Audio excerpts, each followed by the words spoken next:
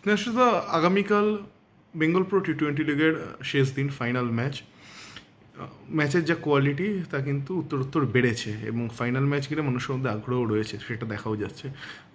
প্রথমের ওপেনিংয়ে আমরা দেখেছিলাম সুনিধি চৌহানকে এনে তুমি চমক দিয়েছিলে। এবার ফাইনালে কি উপহার থাকছে যারা ম্যাচ দেখতে আসছেন তাদের জন্য? দেখুন, প্রথম কথা, এটা আমাদের দ্বিতীয় বছর বেঙ্গল প্রো টি20 লিগে। ওই জন্য যখন আমরা ওপেনিং সেরেমনি করি, আমাদের একটা ইচ্ছে ছিল যাতে ওপেনিং সেরেমনিটা খুব ভালোভাবে হয়, কারণ ওপেনিং সেরেমনি দিয়ে একটা টুর্নামেন্ট স্টার্ট হচ্ছে, তো সেটাই লোকের কাছে হাইলাইট হওয়ার জন্য সেই জন্য আমরা সুধীর চৌহানকে এনেছিলাম। বাট বিট এক্সপেন্সিভ, বাট তাহলে কষ্ট হলেও আমরা somehow we have managed. But আমার মনে হয় গতবারের থেকে এবারে টুর্নামেন্টের খেলাগুলোর মান অনেক বেড়েছে।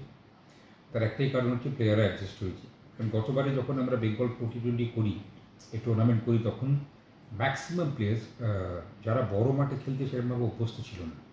তো আমি দেখেছিলাম ইনিশিয়ালি প্রথম ফার্স্ট উইকে ওদের বড় মাঠে খেলার যে ক্যালকুলেশন, সেখানে কোথাও না কোথাও একটা প্রবলেম হচ্ছিল। বাট উইথ দ্য টাইম সেটা লাস্টের দিকে মেকআপ হয়। সেই কথা মাথায় রেখে আমরা তখন এবার কী করি, কিছু স্ট্রাকচারাল চেঞ্জ করি আমাদের ডোমেস্টিক টি20 টুর্নামেন্টে। তো আমরা এখানে সুপার লিগ ফরম্যাটে যেরকম লিগ চালু হয়েছিল, আমরা এটাকেও এরকম করি যে সুপার লিগের টিমেরা নিজেদের মধ্যে এনসি চ্যাটার্জি খেলবে, কি ওয়ান ডে খেলবে, এবং সেগুলো সব হয়েছে বড় মাঠে, ইডেন গার্ডেন্স, যাদবপুর কিংবা 22 ইয়ার্সের মতন বড় মাঠ, যেখানে বিসিসিআই অ্যাপ্রুভ গ্রাউন্ড, যেখানে বিসিসিআই টুর্নামেন্ট হয়। ওই ম্যাচগুলোয় আমি দেখেছিলাম যে প্লেয়ারদের বড় গ্রাউন্ড হওয়ার জন্য, খেলার জন্য তাদের একটা এক্সট্রা এফোর্ট, যে বলটাকে মাঠের বাইরে মারতে হবে এবং হাই স্কোরিং ম্যাচ।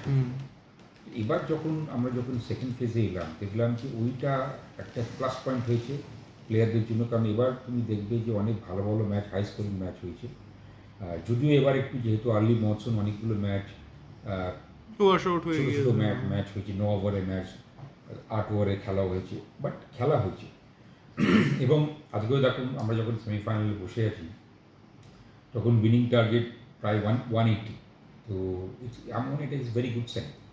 সো যেটা নিয়ে এই টুর্নামেন্টটা আমার চালু করার মেন যে লক্ষ্য ছিল, যে যাতে বাংলা থেকে প্লেয়াররা উঠে আসে, এবং এই যে তাদের যে খেলা, আজকে স্টার স্পোর্টস, গতবারে জিও, এই যে আমাদের ব্রডকাস্ট হচ্ছে, সেখানে এদেরকে যে সারা কলকাতার মানুষরা দেখছে, তাদের বাড়ির লোকেরা দেখছে, তাদের নিজের লোকেরা দেখছে, তার যে একটা প্রেশার, সেই প্রেশারটা হ্যান্ডেল করা খুব দরকার।